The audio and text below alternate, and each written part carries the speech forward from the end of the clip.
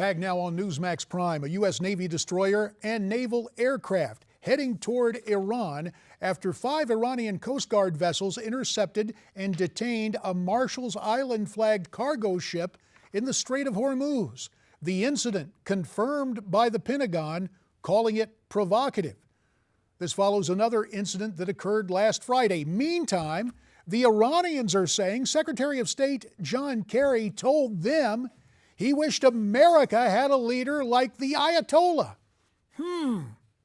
Miranda Khan has more on all of this from our Newsmax newsroom. JD, as strange as that sounds, that is what the Iranians are saying, according to the Washington Free Beacon. Meanwhile, Iranian state-run media reports the Islamic Revolutionary Guard Corps seized the ship under court order for, quote, legal reasons. The Maersk Tigris remains in the custody of the Islamic Revolutionary Guard Corps Navy. It is currently anchored off the northeast coast of Larak Island, Iran. The MV Maersk Tigris, a 65,000-ton container ship, was flying a Marshall Islands flag when it was shot at by Iranian forces in the Straits of Hormuz. It was then boarded and confiscated. The Tigris initially ignored Iranian patrol boats that ordered it out of international shipping lanes and deeper into Iranian territorial waters, but eventually complied after the Iranians fired several warning shots. The U.S. Navy has dispatched a yet unspecified aircraft and a destroyer sailing nearby to head toward the region to observe. The U.S., of course, remains committed to freedom of navigation through international waterways and to ensure that the vital shipping lanes in the region remain open and safe.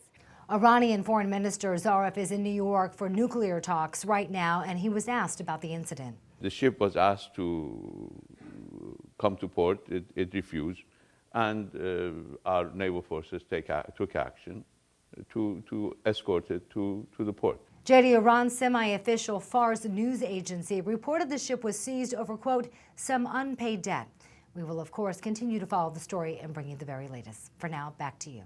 Thanks very much, Miranda. Now, for more on this story, let's bring in Congressman Ted Poe of Texas. Ted's the chairman of the House Subcommittee on Terrorism, part of the Committee on Foreign Affairs. Also joining us, Ambassador Lincoln Bloomfield, Jr., a former U.S. Special Envoy and former U.S. Assistant Secretary of State for Political and Military Affairs. Gentlemen, to you both, our thanks for joining us here on Newsmax Prime. Ted, you're on the telephone from Capitol Hill.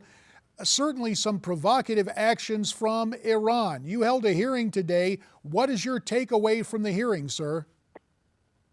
Well, the takeaway from this hearing is that Iran is the world threat. Iran is a state sponsor of terror. They have their tentacles and their mischief all over the world, especially in the Middle East. And this hearing today was about ISIS, but also there was talk about Iran and how they are becoming more and more belligerent. And they are belligerent. They are an aggressive nation. And they are now trying to show, kind of like the Russians are doing, they're trying to show who's the boss in the valley, so to speak, of the Middle East.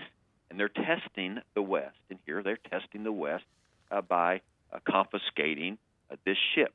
There will be more incidences like this and more aggression on the part of the Iranians in the Middle East. Well, understood, Congressman. And let me turn now to the Ambassador. Link, you are well-versed in diplomacy. While all these provocative actions are going on, our administration insists on trying to make a nuclear deal with Iran. Has our administration emboldened Iran to take these provocative actions in the Straits of Hormuz and elsewhere?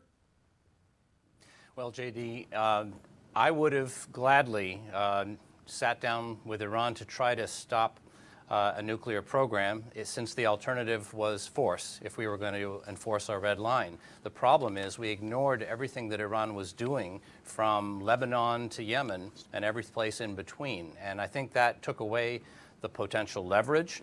I think it weakened our reputation across the Middle East, where people don't seem to think we will stand up to this kind of aggression and destabilization, and I think it gave us a weaker hand at the negotiating table on the nuclear issue. Link, let me just ask you this. We heard this report out of Iran claiming that Secretary of State John Kerry said America needed a strong leader. He wished we had a strong leader like Ayatollah Khamenei. Do you think that's propaganda, or is it grounded in some sort of reality? Well, that's pretty tough to examine a line like that out of context. So I think I'm going to wait and see, what the secretary really meant to say was. But I will say this. I remember a leader called Ronald Reagan. I spent 8 years as a Pentagon official, and I was there when Iran mined the Persian Gulf. And what the U.S. did at that time to stand behind its words was to reflag all of the shipping tankers, the oil tankers, put the American flag on them so the U.S. Navy could defend them. We sunk a lot of Iranian vessels, and that threat went away. Ted Poe, this whole situation with Secretary of State Kerry, perhaps flattery is a part of statecraft.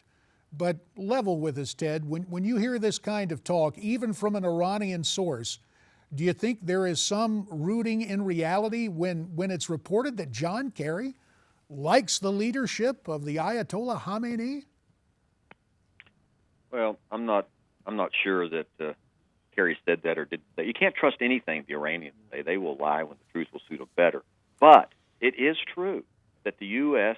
has a weak leadership when it comes to foreign policy, and the Iranians, of all people, they know it. We've pandered to the Iranians. We've pandered to this government and backed off every time that we are pushed. And so we do need a leader that will at least lead the nation. And we don't have that person. We don't have a person that says, you will not mess with the United States. And on that note, Ted Poe, we will have to call a close to this or call a close to it. Ted Poe via phone, Ambassador Bloomfield as well. You have our thanks. Newsmax Prime is coming right back.